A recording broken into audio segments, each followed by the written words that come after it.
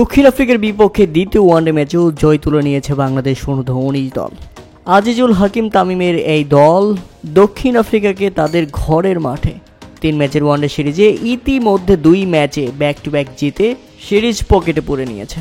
সত্যি অসাধারণ বাংলাদেশ, সত্যি ক্যাপ্টেন অধিনায়ক আজিজুল হাকিম তামিম।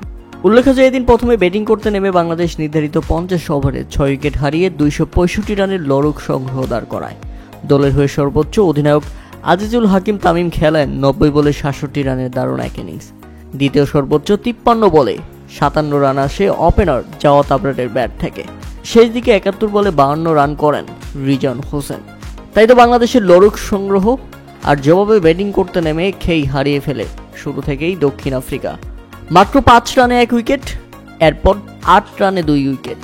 দক্ষিণ আফ্রিকা যেন দাঁড়াতেই পারছে না। 100 রানের মধ্যেই তারা হারিয়ে ফেলে 5 উইকেট এবং শেষ পর্যন্ত 160 রানের মধ্যে তারা অল আউট হয়ে যায়। তাতে বাংলাদেশ অনূর্ধ্ব-19 দলের 104 রানের দারুণ জয়। আর এই জয়ের মাধ্যমে 1 ম্যাচ হাতে রেখেই সিরিজ পকেটে পুরে নিয়েছে বাংলাদেশ। সর্বশেষ ওয়ানডেতে দক্ষিণ আফ্রিকাকে হারাতে পারলে তাদের ঘরের মাঠে দক্ষিণ আফ্রিকাকে হোয়াইট ওয়াশ করবে বাংলাদেশ অনূর্ধ্ব-19 দল।